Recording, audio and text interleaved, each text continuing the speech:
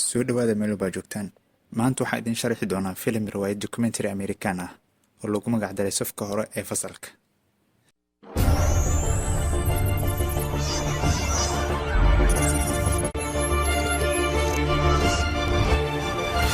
Brian Cohen oo 12 jir ah ayaa qaba cudurka Tourette syndrome. Xaaladda awgeed waxa uu sameeyaa dhawaaqyo la yaab leh oo qalafsan kaas oo u qeylinaya si aan kala sooc lahayn. Dhammaan talaabooyinkani waa kuwa uusan xakameyn u lahayn asiga. Laakiin magaalada yar ee Missouri, dadka badankiisa aqoon uma lahan xanuunka Brian ee gaarka u ah. Iyagu ma rumaystaan marka uu ka andacoonayo in uusan joojin karin qaylada.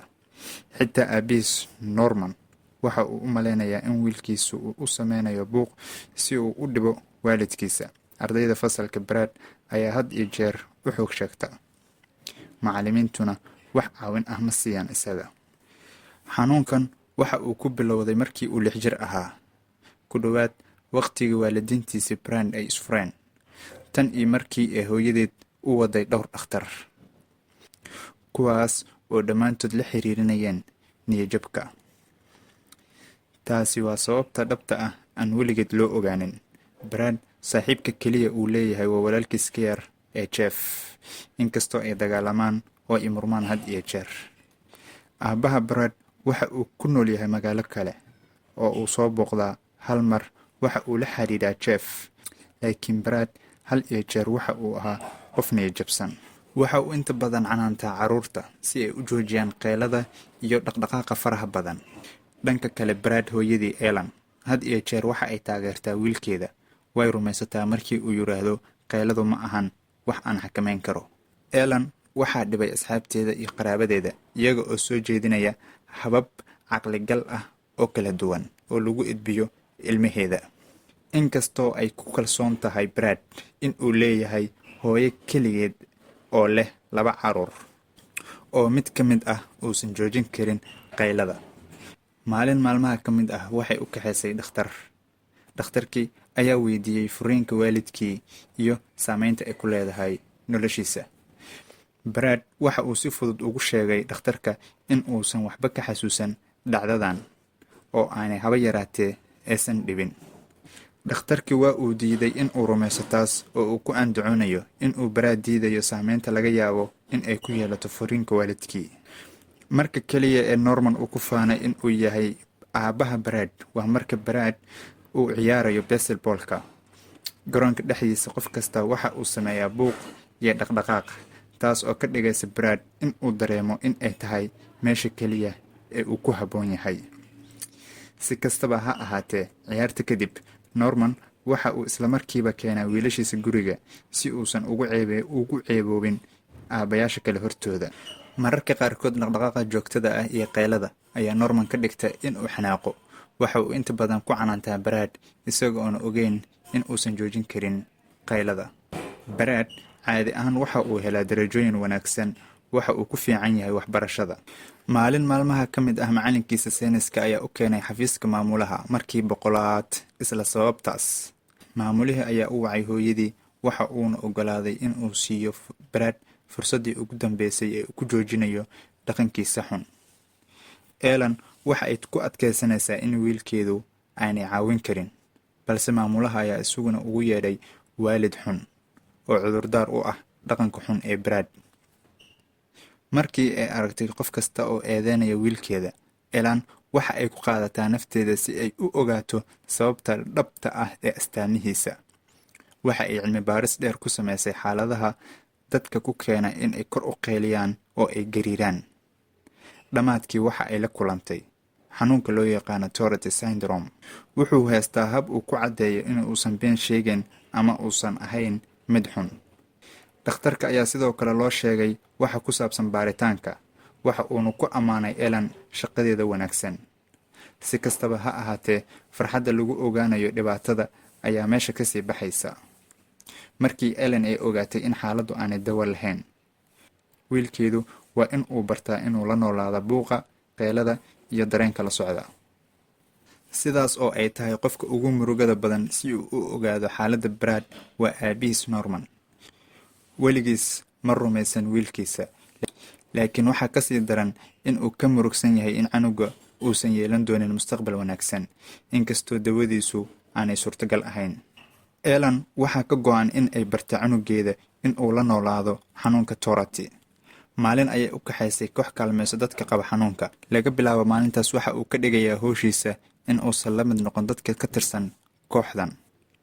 Waxa uu ballan qaaday in uusan dib u noqon doonin kadib markii uu dhammeeyey fasalka 7.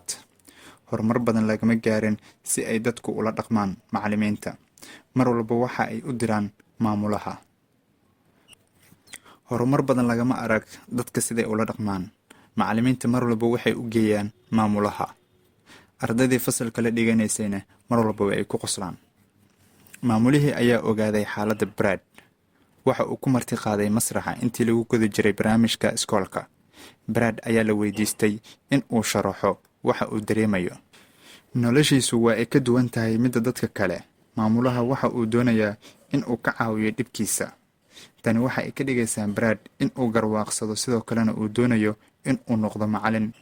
Maalmo kadib ardaygii Brad waxa uu noqday nin dhalinyaro ah oo haysta shahaadada kulliyadda waxbarashada. Waxa uu u soo guuray Atlanta oo uu ka helay guri, kaas oo rajeynaya in uu helo shaqo macallinimo. Sarkaal ka tirsan guddiga waxbarashada ee gobolka ayaa la dhacay shahaadadiisa. Si kastaba ha ahaatee, iyadu way ka shakisan tahay haddii waxbarashadu ay noqon lahayd xirfad ku habboon qofka qaba xanuunka Tourette. Ma aha iyada oo keliya, laakiin dadka intooda badan Brad waxay u yaqaanaan si isku mid ah. Waa uu fahmaa walwalkooda ilaa iyo heer, laakiin waxa qalbigiisa uu ka garanayaa in uu u dhashay in uu dadka wax baro. Maalintii xigtay waxa uu aaday wareysigiisa ugu horreeyay ee shaqada. Qayladiisa ayaa si muuqata u dhibtay qofkii wareysanayay, laakiin kama oo xishoon mana ku faraxsana in uu u sharaxo xaaladiisa.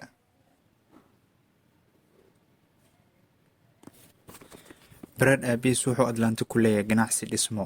Waxa uuna diyaar u yahay in uu lacag ku caawiyo ilaa uu shaqo ka helayo, laakiin Brad ma rabo in uu aqbalo nimcada Norman. Brad waxa uu leeyahay burbur maskaxeed. Waxa uu dareemay rajo la'aan iyo niyad-jab. Kadib markii uu kula hadlayay hooyadii taleefan, waxa uu ogaaday in qayladiisa aysan ahayn sababtii uu ku guuldaraystay. Brad waxa uu aaday goob wareysi shaqo ee iskool. Waxaa soo dhaweeyay maamule iyo maamulo ku-xigeen. Brad waxa uu dareemayaa in uusan rajo weyn ka qabin, laakiin weli ma cadda in uu helayo shaqadaas. Maalintii xigtay ayaa loo yeeray si uu wax u baro fasalka 2 ee dugsiga hoose. Habeenkii waxa uu wacay hooyadiis oo ku cadaadisay in uu shukaansado gabar. Brad ayaa qaatay talada hooyadii. Waxa uu la kulmay gabar lagu magacaabo Nancy. Maalintii xigtay waxa uu isla markiiba u raacay magaalada. Madadaaladii kadib waxa ay ku kala tageen macsalaameyn fudud. Kadib Brad waxa uu email ka helay iyada oo ku ammaanaysa dhaqankiisa wanaagsan. Dhanka kale waxa uu sii waday shukaansiga Nancy. Waxa uu bilaabay in uu jacayl u qaado. Markii ugu horeysay ayay si dhab ah ugu muuqatay in aysan dan ka lahayn qayladiisa oo ay jeceshahay shakhsiyadiisa. Dhowr bilood kadib, Brad waxa uu aaday si uu u galo imtixaan loogu talagalay shahaadada masterka. Laakiin imtixaankii waa oo loo diiday. Waxaa la geliyay qol gaar ah keligiis. Waxa uu isku dayay in uu la hadlo maamulihii, laakiin waa ay diideen in ay la hadlaan. Norman ayaa u yimid in uu caawiyo wiilkiisa. Waxa uuna ku hanjabay in uu dacweyn doono. Ugu dambeyntii waxay ku heshiiyeen in uu si qarsoodi ah u galo imtixaanka. Nancy iyo Brad waxa ay ku heshiiyeen in ay aadaan guriga hooyadeed. Markii uu arkay iyada oo qoyskeeda la sheekaysanaysa, Brad ma caawin karto ayada. Dhowr bilood kadib, nolosha Brad ayaa si habsami leh u socotay. Waxa uu yeeshay saaxiib iyo qof jecel. Dabadeed, maalin ayaa loogu yeeray dugsiga. Waxaana lagu wargeliyay in la guddoonsiin doono shahaadada macalinka ugu wanaagsan ee sanadka.